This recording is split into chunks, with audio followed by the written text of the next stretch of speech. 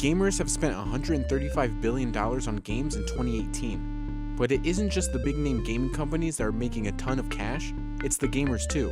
Playing games is now a full-time job that can earn some gamers millions by the time they hit 30. Just take Kuro Takasami. He's 26 years old and has already earned more than $3 million playing games like Dota 2. But Kuro isn't alone. There are gamers all around the world who have perfected the money-making formula. I mean, winning $250,000 was absolutely life-changing. I mean, because I've been trying to practice to get into this scene for, at least a couple years now through other games. But now that's finally blowing up and getting that money and proving to myself and even my parents that I can do this, definitely life-changing. I can finally make a career out of it, so. Generally speaking, there are two big ways that gamers can earn a living: esports and live streaming. Competing in esports tournaments and live streaming gameplay is a lucrative business. Esports is basically competitive gaming at a professional level. But you aren't just playing against gamers online. Instead, you are physically going to an organized event where there's a cash prize at stake. There's no sanctioning body that controls esports as a whole. Esports at the moment is pretty wide open. It's pretty actually disorganized. It looks organized from the outside, but once you get inside, I think there's a lot of questions that are still answered. There's no, for instance, overarching governing body that kind of determines everything within every esport. In fact, there's still a massive amount of confusion and a massive amount of discussion on what actually constitutes an esport. Each esports league is based around a specific game, kind of like how each sports league is based around a specific sport. Esports events are typically held at major sports arenas like the Barclays Center. These events are streamed for fans to watch, and they're also televised on networks like ESPN. It's a mixture of, it almost feels a little bit like a music festival, where there's the main stage with the main competition and thousands of people in their seats. But if you're not necessarily interested in the game that's going on, there's activities set up all around the concourse. In 2017, esports generated $655 million globally.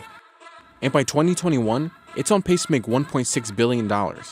Nowadays, an esports company's value actually rivals that of professional sports. Companies like Cloud9 and 100 Thieves own a number of different teams dedicated to a specific esports league. Cloud9 has 13 teams dedicated to games like League of Legends, Fortnite, PUBG, Rocket League, Counter-Strike, and more. According to Forbes, esports company Cloud9 is valued at $310 million. That's more than Major League Soccer's Seattle Sounders, which values at $295 million. Like any other sport, esports companies offer their players salaried contracts for a specific term. Teams can even trade their players to other teams. So what's a typical gamer salary? Well, salaries can vary based on what team you're playing on and what esports league you're in. Basically, signing to a team will, generally speaking, the contracts entail, they will pay you salary, generally speaking, and they'll get a small cut. I think the standard is around 15 to 20% of prize winnings.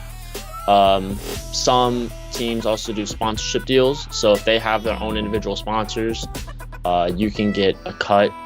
For games like Overwatch, minimum player salaries are $50,000. But for games like League of Legends, the average player salary is over $320,000. Players can also make more money on top of their base salaries. The gamers typically get a cut of the cash prize pool from the tournaments.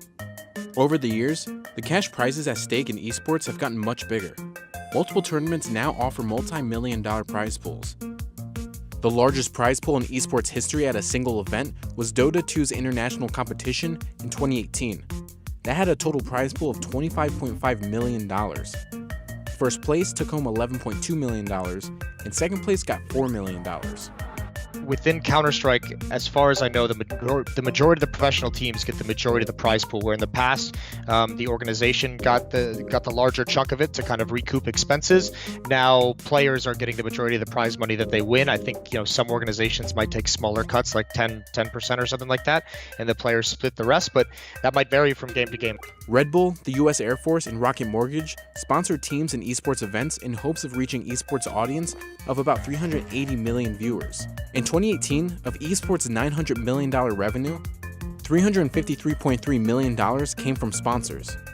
A company like Red Bull has 22 esports athletes, and according to Pesa, a typical Red Bull athlete pulls in an average of $91,000. But streaming live gameplay is another huge moneymaker.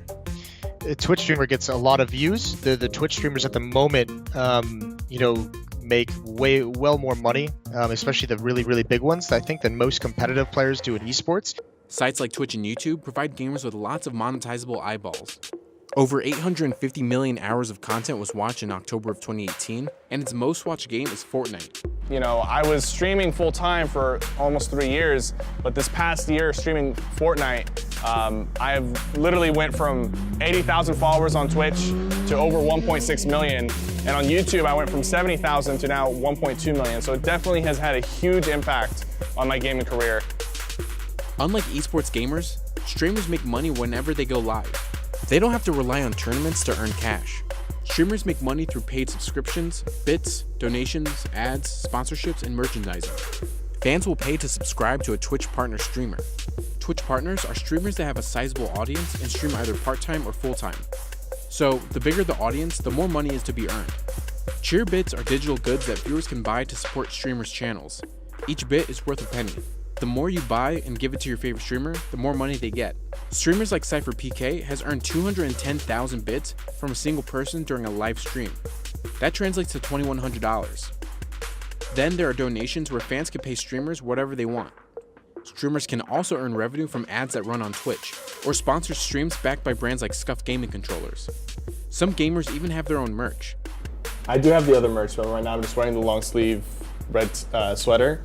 And you guys have one more day to buy the merch. Gamers like Tyler Ninja Blevin stream on sites like Twitch for 12 hours each day. That translates to him making more than $500,000 a month from Twitch playing games like Fortnite. With the global gaming market expected to hit $148.1 billion in 2019, and sites like Twitch growing its viewership by over 40% in 2018, gamers can expect to pull even more cash in the years ahead.